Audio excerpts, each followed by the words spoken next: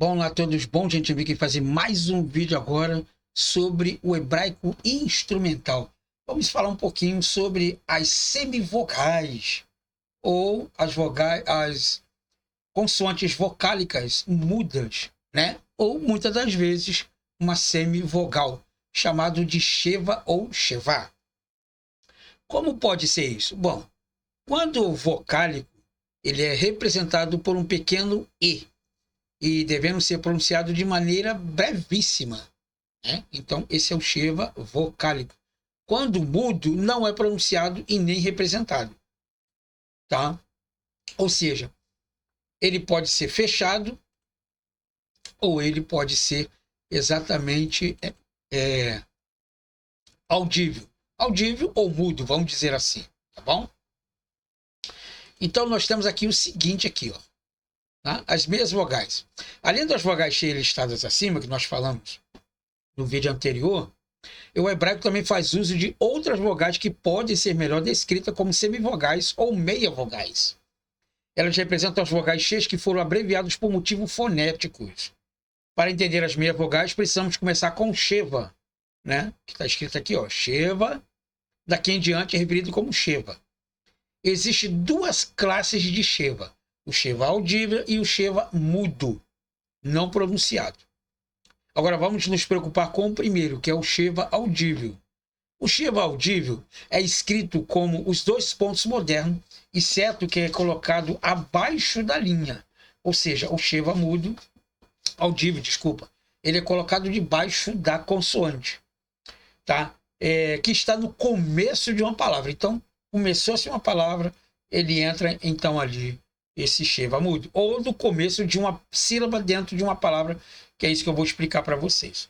Então, o primeiro som vocálico da Bíblia hebraica é o sheva audível, que é breshit, tá? Em ou no princípio, tá ok? Nós vamos ver aqui no Códice Leningrado, B19a, nós vamos ver exatamente essa expressão breshit, tá? Que você vai ver aqui, então, em primeira mão, tá? O sheva aqui, ó, que no caso é esse cidadão aqui, ó. Olha ele aqui, ó. Os dois pontinhos aqui embaixo, tá? Breshit. Esse aqui é o sheva que está audível. Tá ok? Tá ok.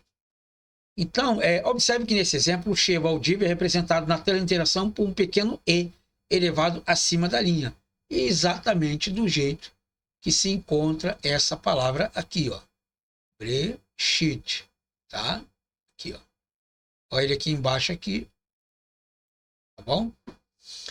Então, vamos lá, tá? Observe que nesse exemplo o sheva audível é representado na teleinteração por um pequeno e, um ezinho levado aqui, tá?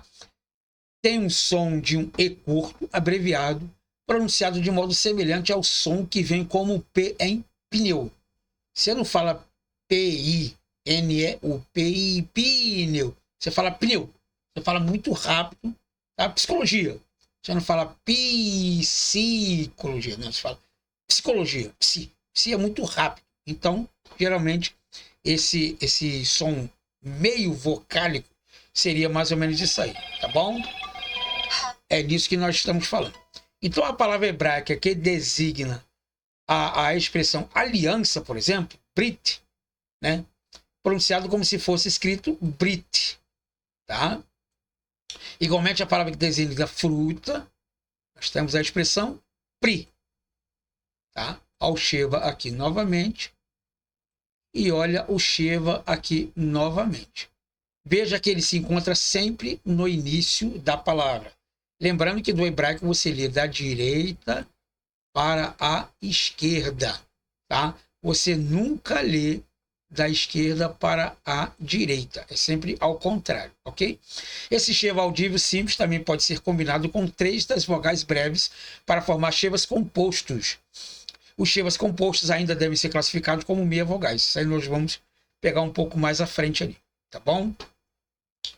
E nós temos aqui, então, alguns exemplos de shevas aqui. O sheva audível e o sheva mudo. Nós vamos aprender exatamente a classificação e a posição deles, quando ele é audível e quando ele é mudo. Então você tem aqui no hebraico bíblico que existe o sinal diacrítico Sheva, tá? Que é exatamente esse carinha que nós falamos aqui, tá? O Sheva, que quer dizer nada, quer dizer, não mudou nada. É a mesma coisa que você pegar a palavra portuguesa homem, H-O-M-E-M, homem. Se você tirar o H, continua o homem. Humano, humanidade, né? Você colocou o H ali, tirou o H, não mudou nada. Então, exatamente o Sheva quer dizer nada. Bom? E possui dois tipos, o Sheva mobile, Sheva móvel, tá? Que é o audível, Sheva na, que é o Sheva móvel, e o Sheva quiescente, o quiescem, que é o Sheva mudo, tá? Sheva na. O primeiro aparece no início da palavra e o segundo aparece em meio à palavra. Quando há dois sinais diacríticos, um seguido do outro, no meio da palavra, o primeiro será mudo e o segundo será audível. Por quê? Porque o primeiro sempre vai estar fechando a palavra e o segundo está começando a palavra. Aí você faz o inverso. Nós vamos ver exatamente isso aqui. Ó. Por exemplo, aqui, ó, Brit, aliança, está no início. Tá? Tá? Berachá, Sheva mobile ou Sheva audível. Veja que ele sempre está no início. Ó. Yerushalayim, Yehudá, Yeshua, né? Menassé, tá bom? Nevoá, tá bom?